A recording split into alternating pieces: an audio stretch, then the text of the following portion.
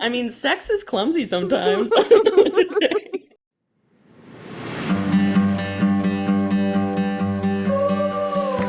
Welcome to Breakups, Broken Hearts, and Moving On with Janice Formichella. I'm Janice Formichella, a breakup coach passionate about supporting others to learn from their breakups, overcome loneliness, love being single, and see the end of a relationship as the beginning of a magical, sexy new chapter in life. I am here each week to share with you the tools that I have learned through my own painful breakups, through hitting rock bottom more than once, and through working with people all around the world to heal their broken hearts. If you are looking for hope and strength to move on from your breakup and resources to enjoy your new life, you are in the right place, and I've got your back.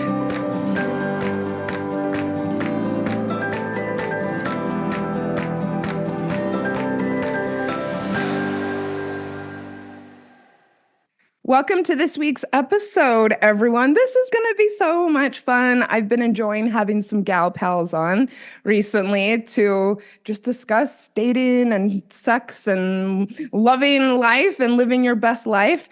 And today I am here with my friend Laura Grant to talk about friends with benefits. Yeah. Hey, Janice. Laura and I met through the solo community, which I have talked about quite a bit on this show. We're both in Denver and both friends with Dr. Peter McGraw. So I've actually been wanting to do an episode just titled Friends with Benefits for quite a while. Yeah, thank you for being here, Laura. Oh, I'm so excited. Yeah, I'm interested to talk about how this might be useful for some folks, and I've had great experiences, so I'd love to talk about it. You, Laura, were on the solo podcast talking about the same topic. Yeah, met Peter McGraw through a non-monogamy community that I'm in, and he was looking for people who've had good experiences and might have some tips and tricks and a positive viewpoint on friends with benefits, and I was right there, pretty excited about it. So my ears perked up when he said that you'd been on. And also, I wanted to have a guest and had been searching for a guest for a while because I really don't have very much experience with this. I've thought about it. And yeah, not really been something that I've done. I did sleep with the same person for quite a while when I was in Australia. And so I would say, and I'm going to talk a little bit about that. That got pretty close, but we did not communicate as explicitly about things as maybe we could have. So let's get into friends with benefits. First of all, where did this term come from? I'm a bit of a word nerd. And so I went back and tried to find the derivation and the etymology of friends with benefits. And from what I gathered, it did start to take off as a term with the 1995 song Head Over Feet by Alanis Morissette. Oh my God, Jagged Little Pill, just like changed my life. I still remember when that came out. I think I had every word of that album memorized. I think our entire generation did. Yeah. Oh my God. But as a concept, it kind of evolved because I don't know if people remember, though I'm sure many of you do. In the song, she's talking about someone she has an exclusive relationship with and is involved with, I think, in a very committed way. And that's why she says, "You're like my best friend with benefits." And it evolved to refer to a non-exclusive, non-committed relationship with someone who you have a friendship with. Dictionary.com agrees with me. Dictionary.com says the meaning of the phrase soon started shifting. In 1997, for instance, internet user Squeaker Munchin pondered in a forum, how do you classify a relationship of sleeping with your best friend? Is this a best friends with benefits thing or non-relationship or an unofficial relationship that could become something better? And one of the sources that I used for this episode is a paper called Friends with Benefits and Psychological Well-Being by Science Direct. And I will be referencing this article a bit today. And it says, while clearly a subset of casual sexual relations, the friends with benefits type contains features inherently romantic, namely intimacy and sexual passion. I guess we'll talk about whether those things are inherently romantic, but for this reason, it is considered a hybrid relationship, one that is not clearly romantic nor true friendship, yet it does exhibit aspects of both. So this is how they're defining it. Does this ring true to you, Laura? So the thing I really love about this style of relationship is that it breaks so many of the rules, that it allows you to kind of invite that kind of relationship design to let you make it whatever you and the other people want it to be. Historically, I've thought about it as kind of in contrast to what it isn't, right? It typically is not considered a romantic relationship.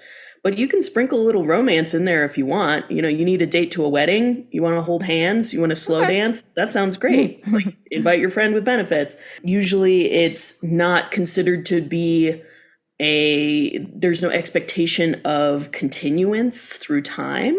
But I think we'll talk a little bit later about many of the things I love about friends with benefits that really help them perpetuate throughout time and make them really last a long time, even when that wasn't the expectation. So there's a little bit of tension here with trying to define something that is inherently great because it's so flexible. That is such a cool way to put it. Oh, yes, this is going to be a great episode. And everyone pay attention because, you don't need to be in a committed relationship with one person to enjoy a lot of the benefits. So let's talk about some of the components really quickly. I really like this article from Very Well Mind that really broke it down. And I also think for the purposes of this episode, this is kind of loosely what we're going to be also discussing and the definition that we'll be using.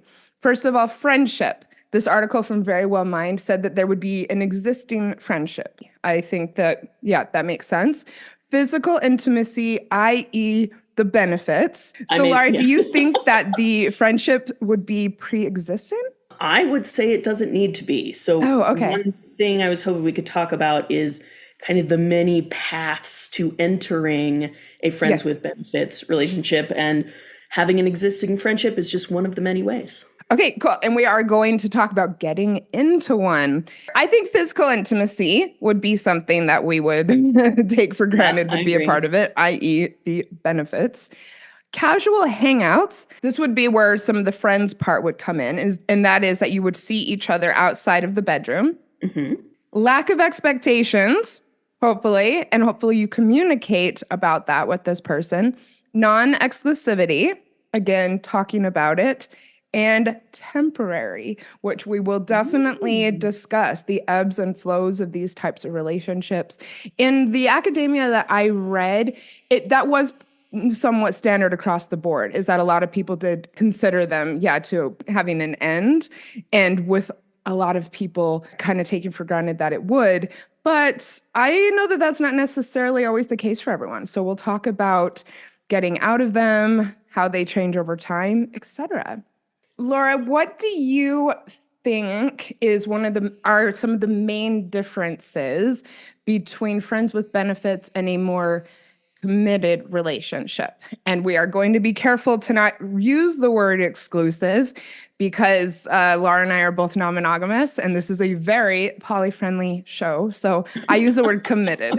Okay, love it. Yeah, I mean, I think of friends with benefits kind of in the middle of the spectrum between these committed romances, which it's typically not a committed romance, nor is it I would say, booty call. I don't know if you have a better term for that. Mm-hmm. And so this is somewhere in the middle where you have a little more, a little more trust with a person. You have a little more familiarity because that friendship is there.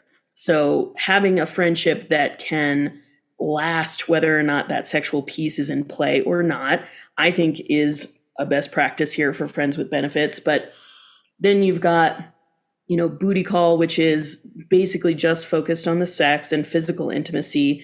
You've got your committed romance, which has, I think, a lot more expectations on it about sustainability and how you're going to stay together. And, there are a lot of societal expectations there too. Maybe you're on the I say relationship escalator. I don't know if folks are Yeah. familiar with that term. What is the relationship escalator, Laura? So Amy Guerin came up with this wonderful term in her book, and it's basically the set of milestones in a relationship that are expected if your relationship is socially acceptable. So I always say the relationship escalator is always moving upwards. And if it's not, it's broken. So you're going to date, and then you're going to date exclusively, and then you're going to get married, then move in together, then have kids, then, it's constantly progressing through these standardized milestones.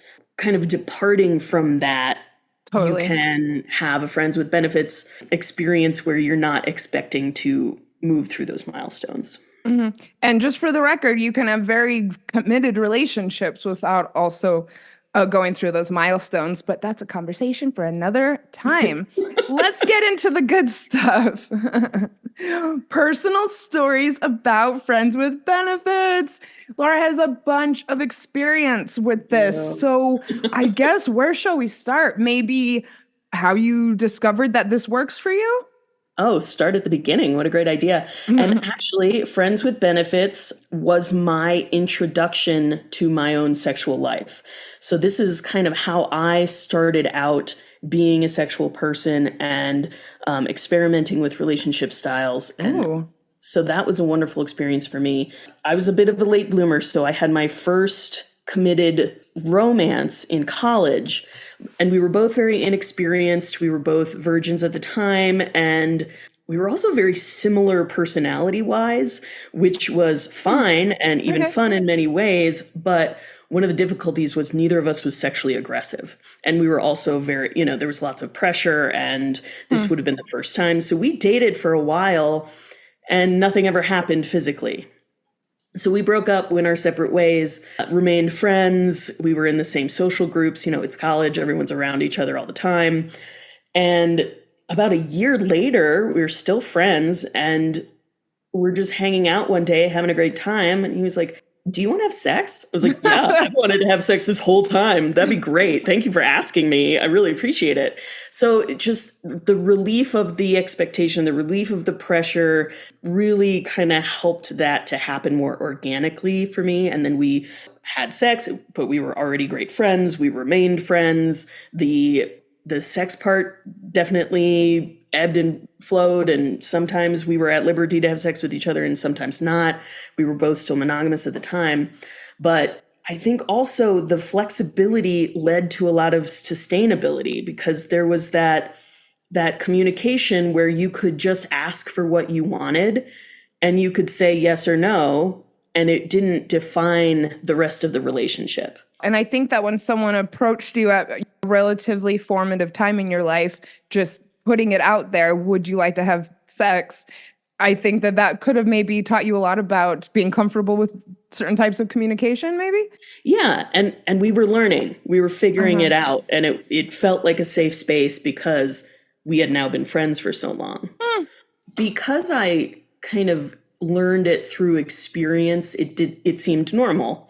Right? For a lot of people, this doesn't seem normal. For a lot of people, this feels potentially shameful or scary or not what one is supposed to do, etc. So I didn't have that baggage, which I'm grateful for. And so, but I still had a lot of social programming at that time in my life about, you're looking for the one, get on that relationship escalator. Dating is for the sole purpose of finding Mr. or Miss Right, etc. So while it was a part of my experience and it was constantly happening, my energies were taken up with this serial monogamy for a long time, where I really enjoyed having friends with benefits, but I didn't value it as a very valid relationship style.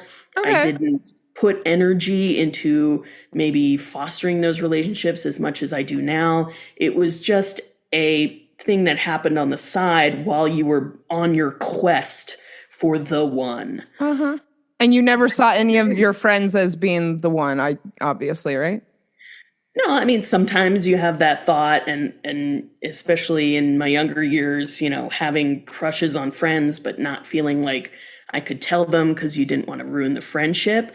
Then you got over the apprehension about it.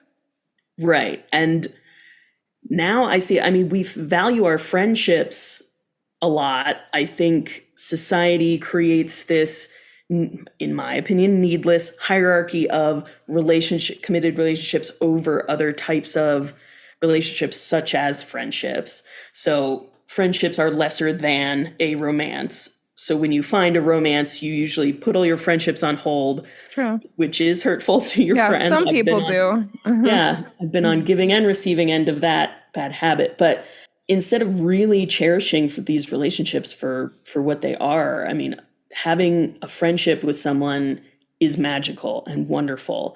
And having sex with someone can be magical and wonderful. So combining these things feels great. And now I consider that a important, significant part of my life, along with my friendships and my romances and, my familial relationships and everything else. Yeah, I do think it is important to remember that, yeah, friendships are a very important part of well-being, and that you don't necessarily need to prioritize a romantic partner over them. I think that's a hard concept for a lot of people. And again, yeah, maybe circling back to that later in the episode. Are you comfortable at all maybe saying what your current situation is with friends with benefits? Sure. So I have a pretty diverse relationship life. I'm extremely extroverted. I love people. I love being around people. I gain energy from that. So I have almost inexhaustible social energy, which I know is not I'm very everybody's similar. cup of tea. So I do have, I'm a solo polyamorous. So I have multiple relationships. I value my relationship with myself. So I don't really enmesh my life with other people. I don't live with my partners. I don't combine finances. I'm not necessarily interested in the institution of marriage and with any or all or that kind of thing. So I have numerous romantic partnerships, some of which are several years long. We've been together and very committed for a long time, some of which are new and exciting and kind of still have that new relationship energy, date around feel. And then I do have multiple friends with benefits, some of whom are in town and I get to see frequently. And we hang out with friend groups and we do normal friend stuff. And sometimes we get together and hook up. And then some people who are long distance, who maybe we wanted more of a romance, but long distance relationships are very hard. So having this more kind of satellite or comet where when they're in town, when I'm in their town, we can reach out to each other and see what we can make happen. And if not, that's fine. Like, this is so great. No expectation of frequency. Yep. Everyone listening, this is just another way to live. It's another way to relate and connect with people. And yes, I love the fluidity of it and the lack of rigidity, I guess would be the opposite. So I'll just touch on my experience really quickly. When I was younger, I did have quite a few hookups. Definitely was no one I would have considered a friend. And also I am polyamorous, but I think when I've had sexual relations, it was with people who I consider to be partners.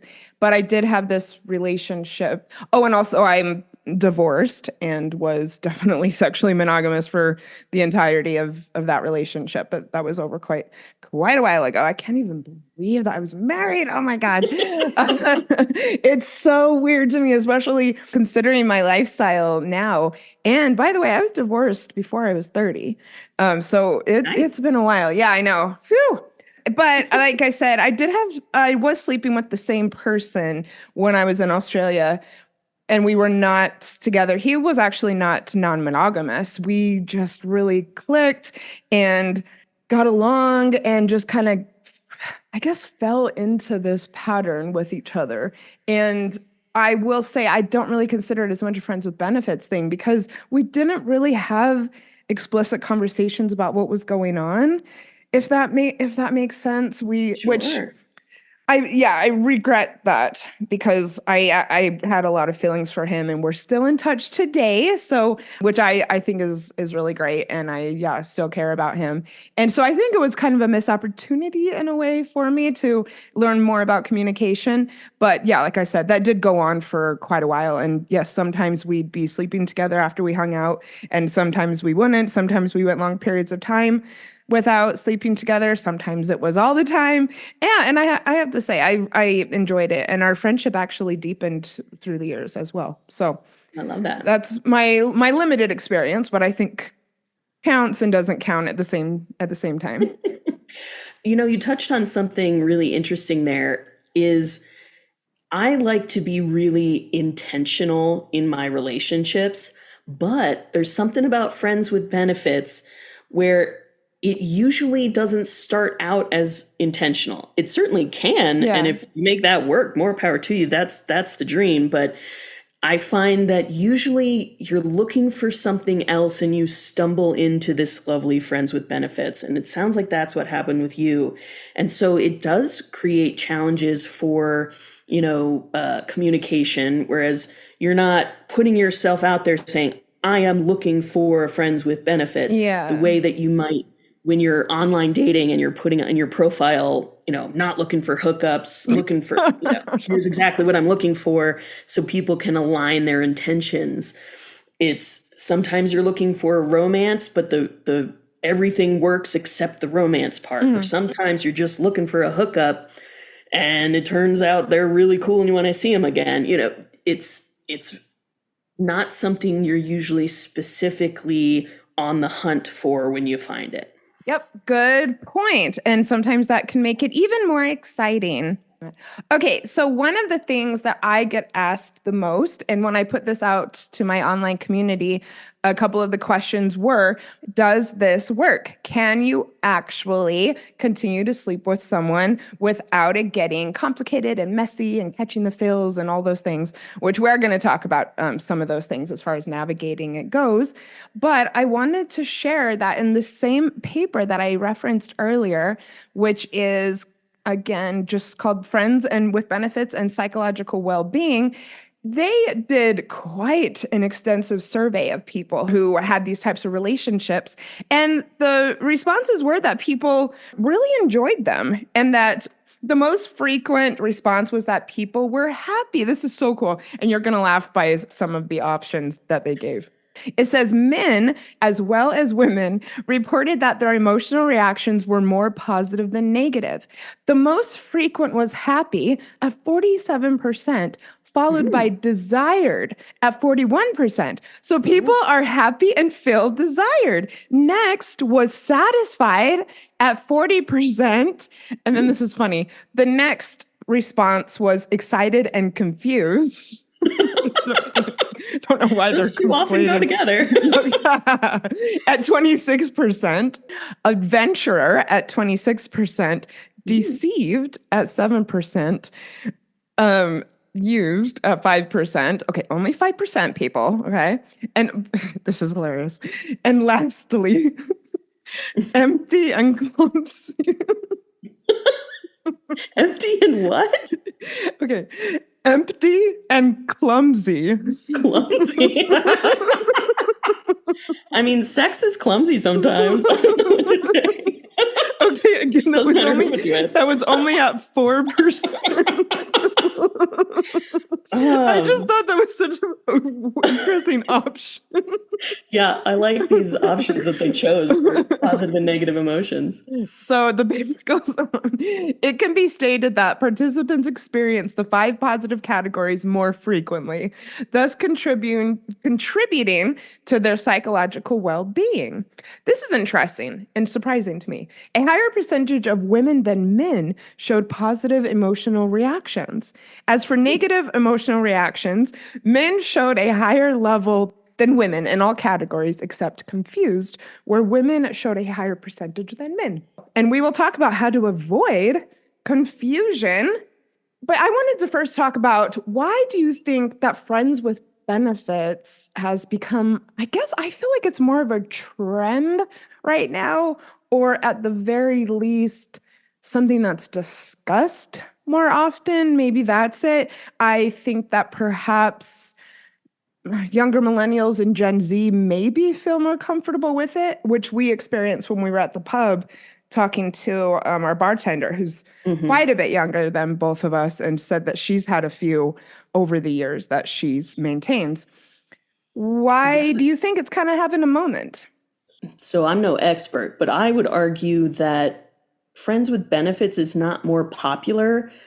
Our shame around sex has waned. And I Yes. think generation after generation, especially amongst women, it's okay to want sex. It's okay to be a sexual being. It's Hmm. okay to talk about. So the fact that you're hooking up with your friends is no longer as shameful as it was. I'm not going to say there's no shame around it, unfortunately, especially depending on what social circles you're in. But I think just we've normalized a lot of non traditional relationships. We're on the path to normalizing even more. And so this is just one way you can depart from that social norm in a way that's no longer shocking. Oh yeah, I love it. And I think that you're right. I do think that we talk about things more than we used to, even when I was growing up. And also, I think that I specifically happen to be in quite open communities and have a lot of friends like you. So maybe it's more in my face than it used to be. But I think it's great.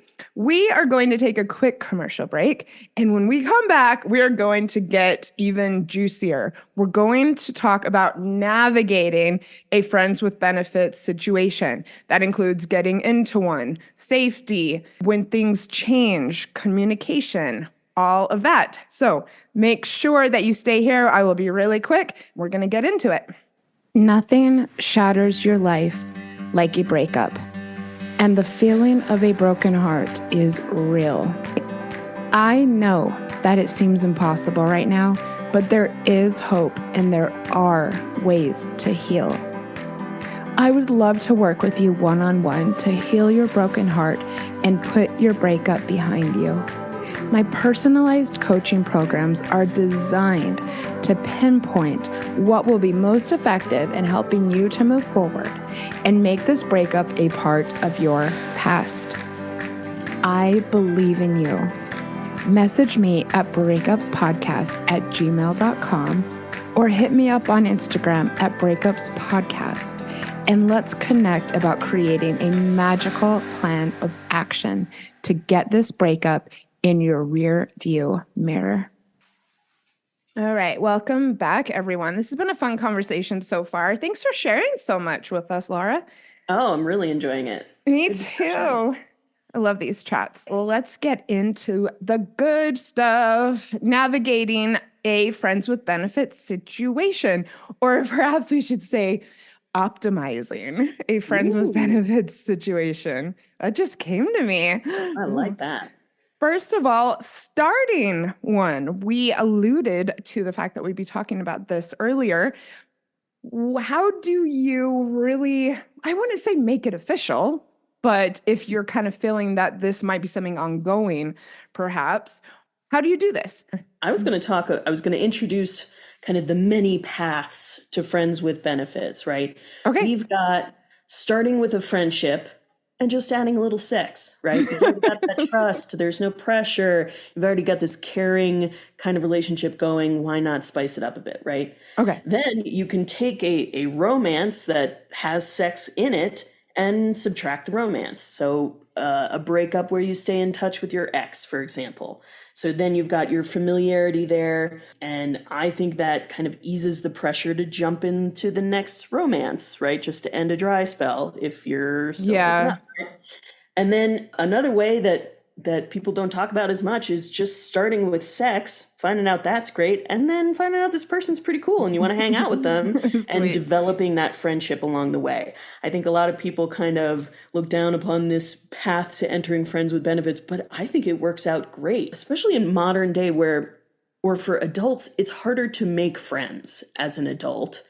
And the number one way that I meet people is through online dating. Oh, I mean, still, even though you other have a than, circle of partners. yeah, so, Okay. I have people at the office, but I don't get my meat where I get my dough. I don't hit on people in the office. And then am online dating. So I'm meeting all these people and hoping and kind of aiming for a committed romance, but sometimes that piece doesn't happen. Sometimes there's just a sexual connection and you follow that and then leads to maybe more sexual and friendship.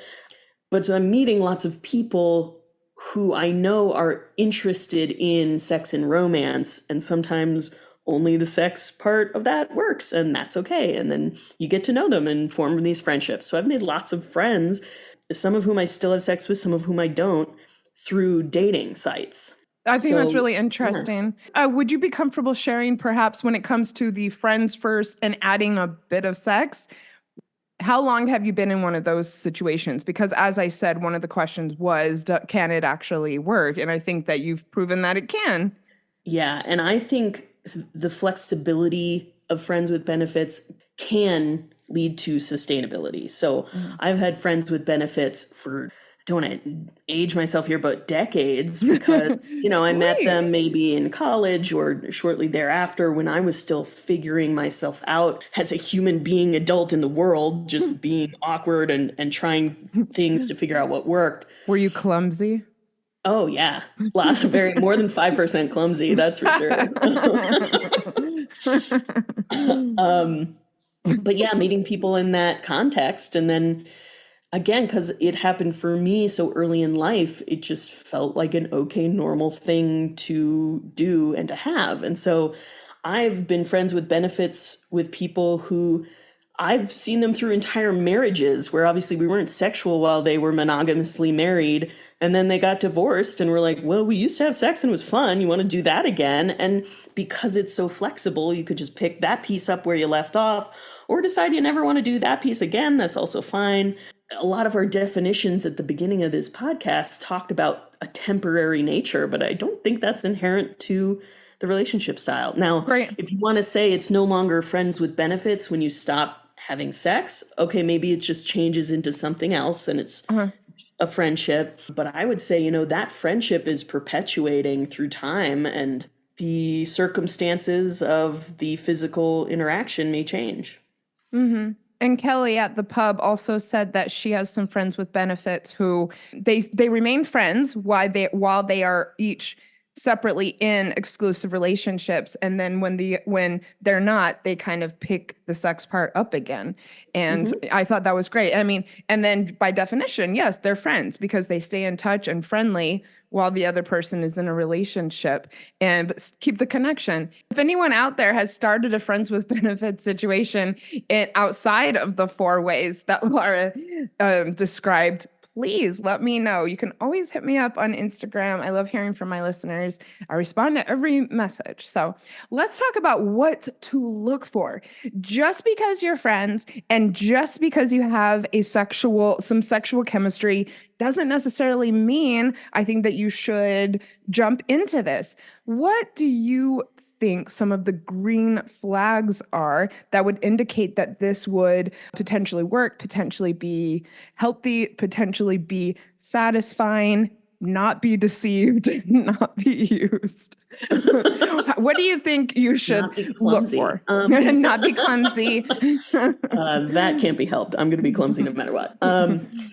Green flags. I like talking about this. I would say something that people really enjoy about friends with benefits is the feeling of trust and safety, because you already know this person. So you're not picking them up in a bar. You're not throwing yourself out there on the internet. You're not blind date because you're set up by a friend, right? You know this person. You maybe have known this person for a while.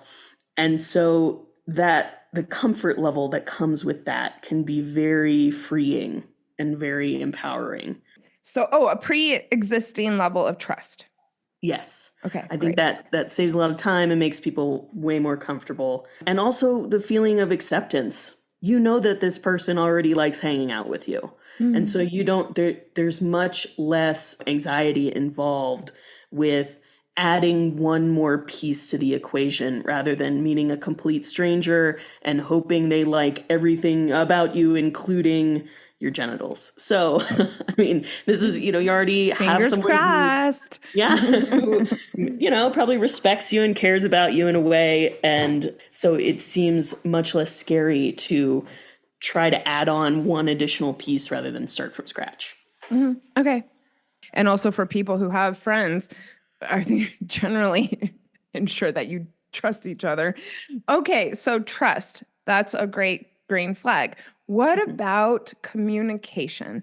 We have decided that we're going to add sex into our relationship, or the reverse, which you mentioned earlier, we're going to add friendship into our sexual Sure. relationship. So what can you tell us about appropriate communication, maybe things that you should communicate? I mean, communication is key for any kind of interpersonal connection, right? Whether it's with your landlord or your boss or your friends with benefits. So I would say this is going to be a new flavor of conversation for this relationship. If you've been friends for a while or you're new friends and you want to start adding physical intimacy, that's going to be a different kind of communication. It's probably going to be easier, again, than it would be with a stranger. But at the same time, it's different than, where do you want to go for pizza and a beer? It's talking about sexual health issues. It's talking about commitment styles. And I would like to say, kind of a best practice is understanding what everyone's normal, in air quotes, normal relationship dynamic is. So if you are a monogamous person who is looking for the one to get on the relationship escalator with, great. But you need to tell anybody you're with that that's your ultimate goal and that's what you're looking for, so that your friends with benefits will know that if you find that, you're no longer going to be at liberty to have sex with them, right? Great. Or maybe you're a non-monogamous relationship anarchist. Great. That means you can be dating and sleeping with and having other friends with benefits this entire time. It's probably not going to be an exclusive thing. So understanding that relationship style will help everyone in that relationship understand how it could and probably will change over time. One of my tips, just in general, for communicating needs and casual dating and making it work, and this would definitely apply to friends with benefits, is if you can have a conversation about safe sex and protection and kind of verbalize that, I think that a lot of other things get easier. I think that that's a conversation that actually people have a lot of trouble with. And I feel if you can be comfortable with that, you can be comfortable with the other things. I agree. That's usually a tough conversation. It doesn't need to be, but it often is. And we are going to talk more about safety in a minute. I don't know. Do you think there's anything that you want to say about agreements? I know in the non-monogamous community, that is a really big thing. It's an important thing. It's something that I really value in my relationships. What sort of agreements do you think you should have, if anything?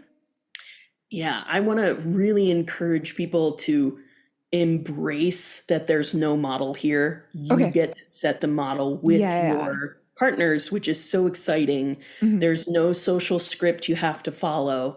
So, as far as creating agreements goes, I think understanding how you're going to respond to change is a new kind of relationship. So if you think you found Mr. or Miss Right and you're going to get on that relationship escalator, usually you're not talking about, oh, what happens if I fall in love with someone else, or what happens, you're not talking about the ways in which it will change, because there's this expectation of continuity. Whereas with friends with benefits, one of the features, I think, is that it is flexible and can change. So how do you communicate that? Have a discussion up front about what that can look like and when the relationship may need to change, and just open the door and open the pathway for renegotiation at any time. Including, I think, if maybe you want to take a break, which that will not apply to all friends with benefits situations. But yep, anything, put it out there, people.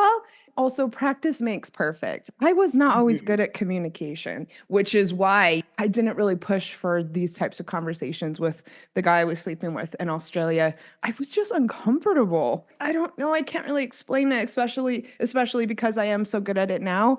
Except some of my listeners will know I just took a few years off dating to learn how to do it. And then, yeah, practice, practice, practice. We just talked about how safe and familiar and great these friends with beneficial relationships are. This is a great place to practice all kinds of skills, all kinds of relationship skills, especially if you're just starting out like I was in college. How to talk about sex, how to ask for what you want, how to tell people what you don't want.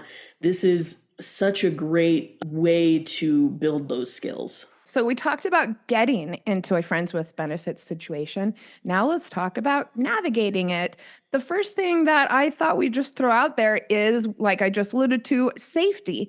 And I think that there is emotional safety and sexual/health safety. So when it comes to emotional safety, I think what I had in mind is making sure that you don't get hurt, basically, and that you don't get burned, possibly that you don't catch feels, or if you do catch feels, how to deal with it. What tips can you give us, my dear? Oh, I have a big one that I learned the hard way, which Oh, is, yay! yeah, being honest with yourself. Hi, friends. This is Laura with a PSA telling you to thine own self be true. Understand your own relationship with sex as it is right now, not the way you wish it was, not the way you think it would be cool if it were, but the way it actually is, and how that relates to romance, whether they're inherently linked or whether they can be separate. So for a lot of people, sex and romance are just inherently linked in their minds, in their physiology, in any way you can think of, spiritually. And so if that is your relationship with sex, maybe this isn't the style for you. Friends with benefits might not be a good way for you to move through the world, right? So, And yeah, being honest, I had a friend again in Australia. I lived there for 5 years. I'm not sure if you oh, know. nice. And she admitted that if she ever had an orgasm, that she knew that she was going to catch feels. And so therefore she had to be really careful who she slept with.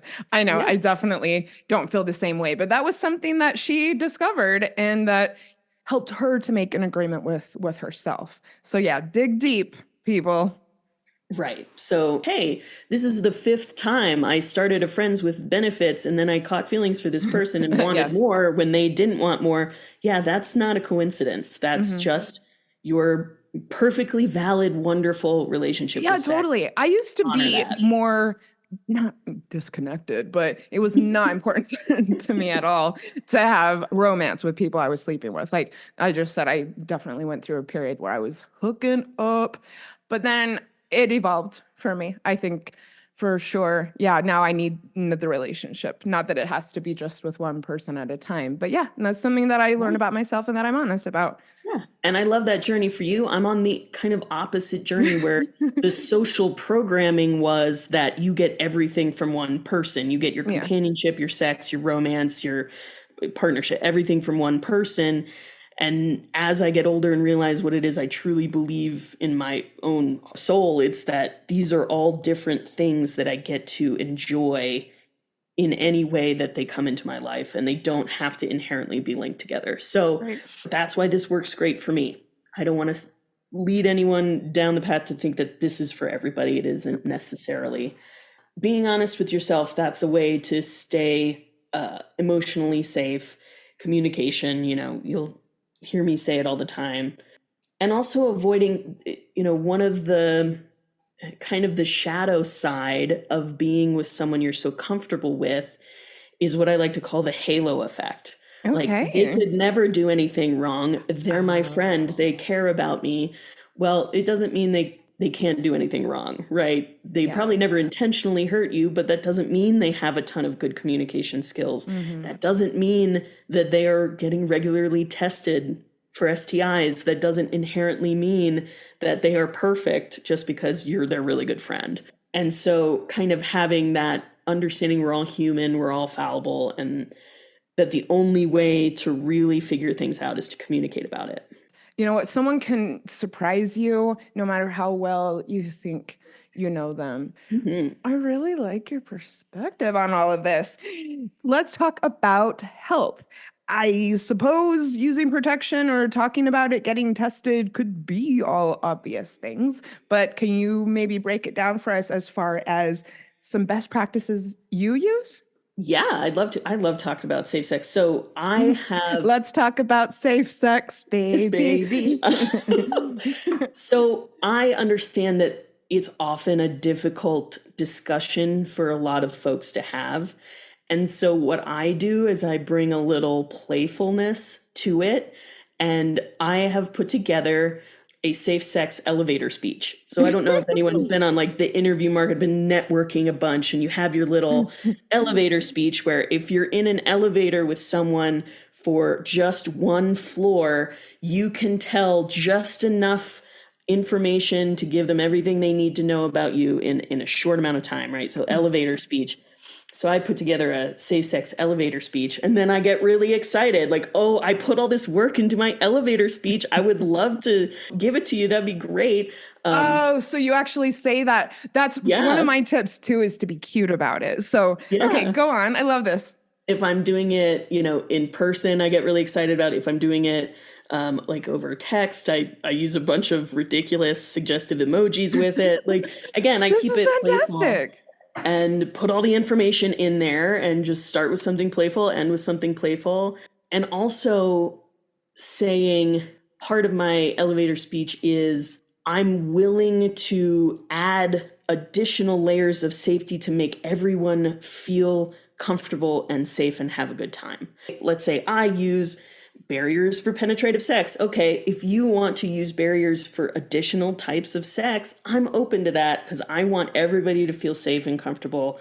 If you have tested positive for an STI, okay, we're going to figure out how we can have fun in a safe way so everyone feels safe and sexy. Instead of, I'm going to immediately shut down this entire conversation if there's anything that you tested positive for. It's like you can still find ways to be sexy in a safe way.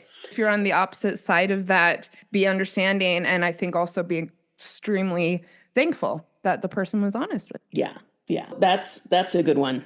And again, when you're talking sexual safety, I feel like that's now at this point in my life, I feel like that's the easy part of the conversation. Getting the psychological safety is so much harder in my book because it's so much more nuanced with dealing with STIs and dealing with protection. That seems so scientific and easy. We know what the right answer is, but dealing with a lot of these emotional things is so much, it takes so much more conversation. I think that starting the conversation with just when was last time you were tested can lead to other things as well. That might help people. Are you at all comfortable sharing your elevator speech?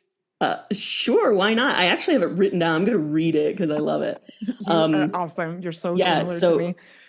if I'm trying to have sex with you and we're doing this via text, there's lots of taco, hot dog, eggplant, peach emojis. Just so you know that, I feel like that's important too. Yeah. So I say, as a sex positive solo polyamorous with several partners, I get tested for STIs approximately every 6 months. The last time was in August. I was tested for chlamydia, gonorrhea, syphilis, HPV, HSV, HIV, hepatitis, all of which were negative. I use barriers for penetrative sex with all but one of my partners. I don't typically use barriers for oral sex, but I'm always willing to add precautions to meet my partners at their level of risk tolerance and ensure that everyone is having a safe, sexy time. Party on. Yes, girl. Yes. That's great. Come on, who can't do that? And you were cute. She was dancing a little as she said it. I was dancing. Oh, there you go. And again, just getting comfortable with it, everyone. And I like how you said if I'm trying to have sex with someone. Yes, sex Yeah. positive, sexual girls like us. Totally. I love that you're out there about that. Thank you so much for sharing all of that. So, we have talked a lot about communication, getting into it, talking about sex. Any other tips? I'd like to share one more anecdote about when something didn't go perfectly well for me. So I Okay. was in a friends with benefits situation with a friend of mine, and all of a sudden I didn't hear from him as frequently, Ugh, and he seemed to be pulling away. And so, this went on for a while. Okay, people get busy. Okay, maybe he's having a rough mental health week, month, whatever. But it was getting worse and worse where he wasn't responding. And so finally I just said, "Hey, it feels like you're pulling away a little bit. I want to make sure you're okay. I'm your friend and I care about you. If something's wrong, you can talk to me about it. If something is wrong between us, I would love to repair." And he was like, "You know what? I started dating someone exclusively and it just felt so awkward. I didn't know what to say to you, and I am not at liberty to have sex with you anymore, and I thought maybe that would make you upset, and so I just kind of got really anxious about it and withdrew." Because there is no social script here. I mean, is this a breakup? It kind yeah. of could feel that way. Is this going to hurt someone's feelings? Maybe it kind of feels like it could, right? So you have all these all this internal swirl about it.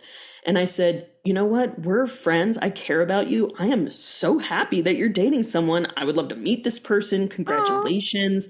I know that's something you really wanted. And we can go back to just being friends. That's totally fine." And it was such a relief and such an easy conversation for me to have when he anticipated it being a very difficult conversation, got in his head about it, and then almost ruined our friendship over it.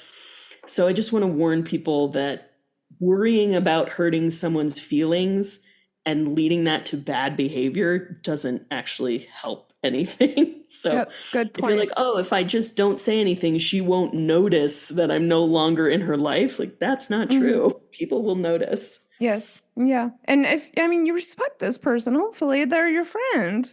Right. Yeah, put it out there. And I think one thing that made me kind of shut down at certain points is I have to admit, I had some bad responses when I was honest with people. And so it made me nervous. So I want to encourage people, if you have had that happen in your past, please know that's not how everyone is. And also that you still have to do it. And again, just getting more comfortable being honest with the people in your life, the easier it will become. I thought of something that could potentially be tricky to navigate. I think that's the that would be Mm. the drinking game word for this episode. Everyone take a drink. We're talking about navigating mutual friends and social circles. I mean, I don't know. I could just see this either making things weird for everyone, or maybe what we've seen portrayed, especially on TV, for instance, is maybe wanting to keep it secret from your other friends, talking about it with mutual friends. I don't know because I have not really been in this situation. When I was seeing this guy in Australia, I mean, yeah, everyone knew. In fact, you're going to love this. One of the reasons we didn't make it exclusive in the beginning was his ex somehow came to hate me. Huh. I didn't even know her. Like, I don't even think we had a conversation before this got back to me. And yeah, so he just didn't like the dynamic, which I actually don't blame him at all. She made it really uncomfortable for everyone. Like, even sent me this crazy message on Facebook saying like she couldn't believe that I had seen him and sisters, need to rally together. Yeah, I don't blame him for not wanting to make it official. But then once we continued sleeping together, everyone knew. And I don't know, that was kind of not a big deal, but I could see this getting complicated and uncomfortable. So do you have any experience? For me, that kind of ties back to the shame piece. Obviously, if you are feeling shameful about being in a sexual relationship without being married or without being in a committed romance, I could see wanting to keep that to yourself, and it's your sex life. You get to decide who you share that information with. you might not be able to control completely who your friend shares that with, but you can Yeah. communicate, hey, I'd rather this stay between us, or I'm fine with you sharing this, or you can tell people, but not when we're in a, professional setting, or whatever the case may be. Sure. It's your sex life, and that belongs to you. So I think it's a lot easier when you're open and communicate about it, but not everyone's there. So you got to do what you got to do. And I would say, as long as everything is completely across the board and consensual between the two of you, I think it's just as valid to maybe keep it private as it is to be open about it. I don't think one is necessarily better than the other. I'm an open person. I don't know. I talk about sex with so openly that some people get uncomfortable with it, and I've had to learn like which of my friends want to hear about certain things. I'm smiling because I have something that I pretty much told everyone about Oh, recently. oh, Yeah. But that's just me. And I even go to people who I'm seeing and like ask if I can share things on this podcast, because otherwise, I have one But more thing on that. Your other friends might need some validation because they might be under the impression that a hierarchy will form amongst your uh-huh. friend group if you're sleeping with someone. And that is possible, that could happen. I try to be non-hierarchical in all my relationships, but just giving them validation to say, just because I'm having sex with this other person doesn't mean I value their friendship more than I value ours. And, it's not going to change the dynamic of our friend group. So really supporting the other friends in the friend group might be important when you're talking about whether you share or keep it a secret, because your friends might figure it out anyway. Probably if your friends know you pretty well, they're going to figure it out. If they've figured it out and you're keeping it a secret, then it's like, why are they keeping this from me? Yeah, So there's a lot true. more to that dynamic than just you and the person you're sleeping with. Absolutely, especially depending on how close your social circle is, Mm. and what a unit you all are.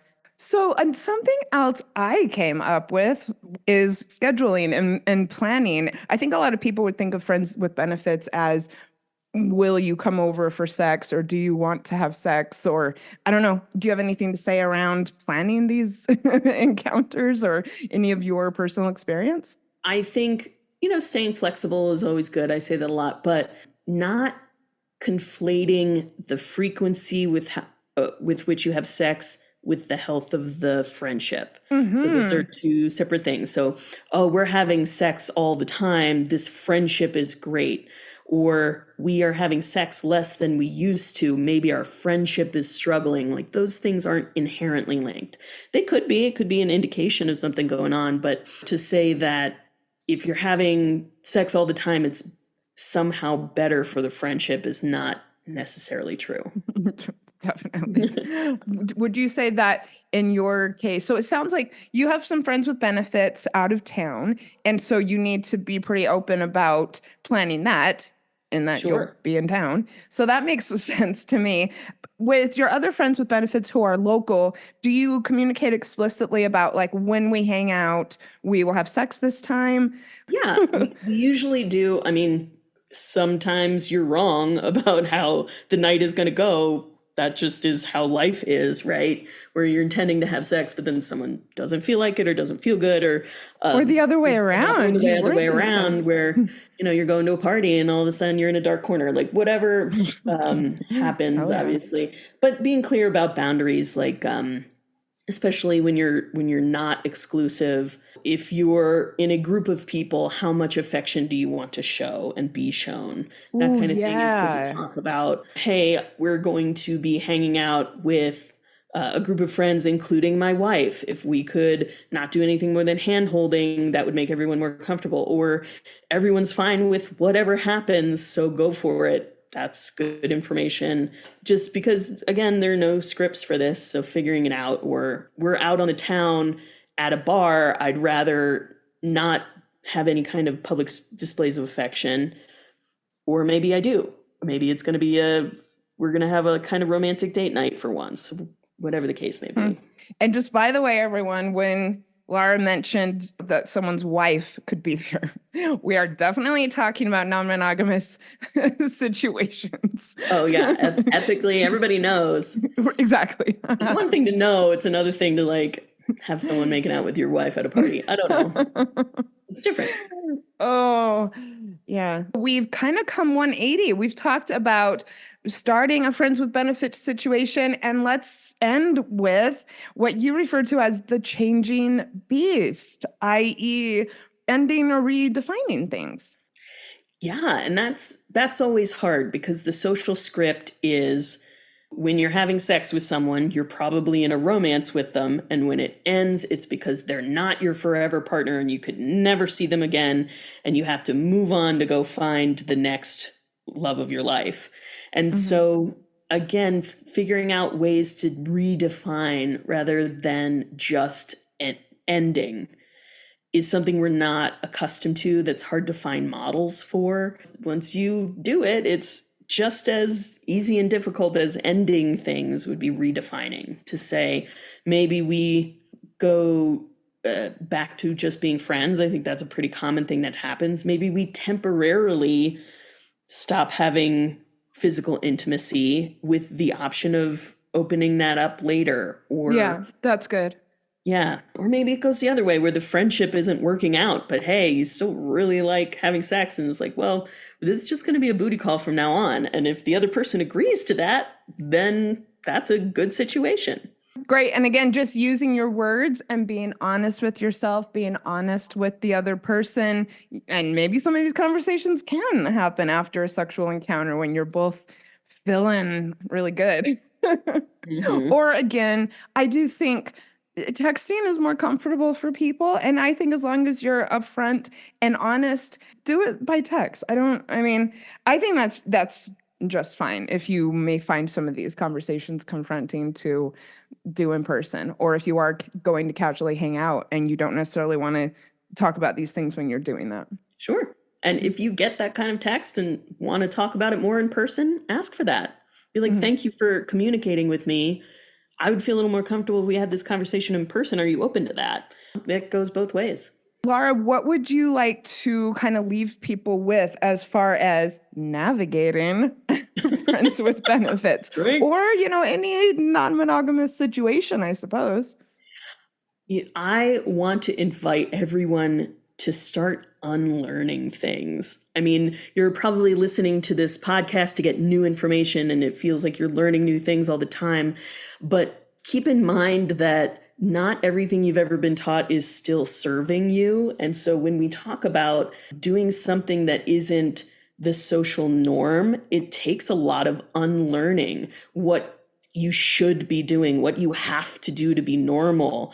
And to depart from that is so freeing. And once you start, you'll want to keep going unlearning things. And it's really exciting.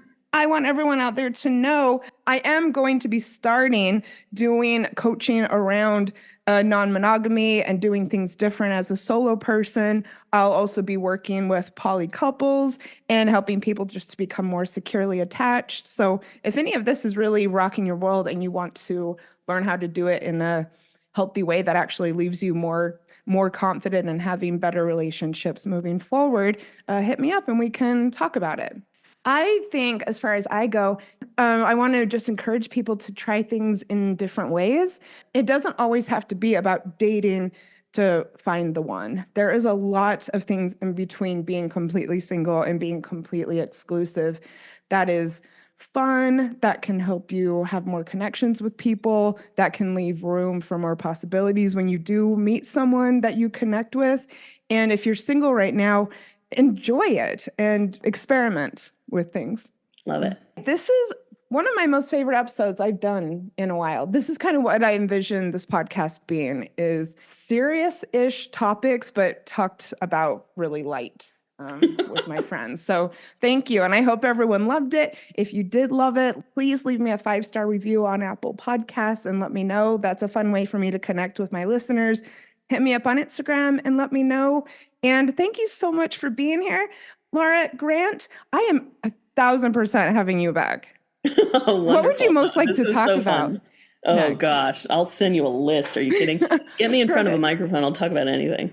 Great, because this was really good on-air chemistry. So if anyone out there is either going through a breakup or navigating a hard time, I am sending you so much strength for the week ahead, and I will see you next time. Bye.